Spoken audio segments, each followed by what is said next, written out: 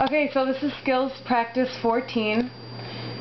To start off, you're going to want to know how to determine the number of valence electrons.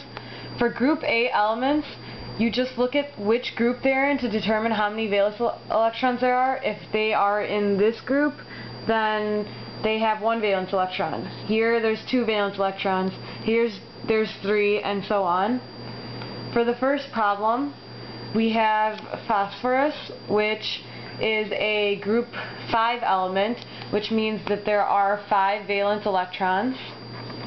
For barium, barium is a group 2A element, which means there are 2 valence electrons. Selenium is a group 6 element, which means there's 6 valence electrons. Argon is a noble gas, which means that it has a full shell and there are 8 valence electrons. And finally, chlorine is a group 7 element, which means there are 7 valence electrons. For the second question, you guys are drawing Bohr diagrams.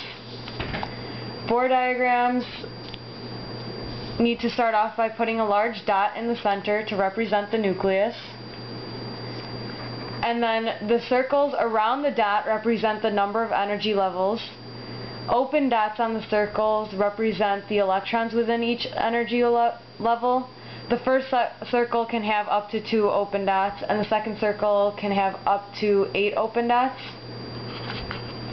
For aluminum, aluminum goes to the 3rd energy level, so you have to draw 3 circles around it.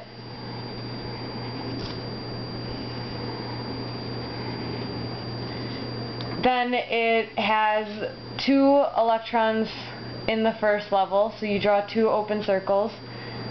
And then it has 8 in the second level, so you draw 8.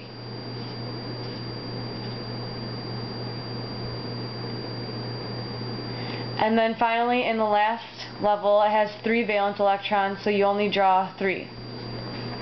Oxygen has 2 energy levels, so you draw 2 circles around it. And then the first level is full, which means that there are 2 open circles here. And then there are 6 valence electrons, which means there are 6 open circles on the outside. Sulfur has 3 energy levels, so you put a dot for the nucleus, 3 energy levels. And the first level is full, so you have 2 open circles. Same with the second level, so 8.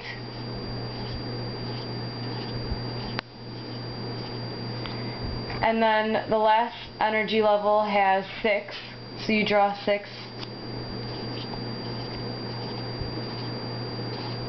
And that's how you draw Bohr diagrams. For question 3, it asks which column of the periodic table contains elements whose Lewis dot structures will have 4 dots. 4 dots means there are 4 valence electrons, and 4 valence electrons means it's in the group 4A, which means it is column 14 if you count from here 1, 2, 3, 4, 5, 6, 7, 8, 9, 10, 11, 12, 13, 14. So 4 dots, it's column 14.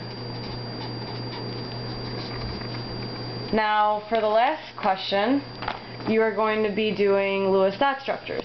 For Lewis dot structures, you start off by writing the symbol for the element.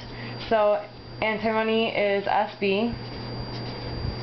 And then based off of what I taught you before about determining valence electrons, you draw the valence electrons as dots. You have to fill up each side of the symbol before you start doubling up. So since this element has 5 valence electrons, you draw 1, 2, 3, 4, and then you double up. Magnesium, you write the symbol, so it's Mg, and there are 2 valence electrons, so you draw 1 dot here and 1 dot here. Silicon, the symbol is Si, and there are 4 valence electrons, so you put 1 dot on each side. And finally, iodine, has 7 valence electrons. So you draw 1 on each side first, then you start doubling up. And that's all for skills practice 14.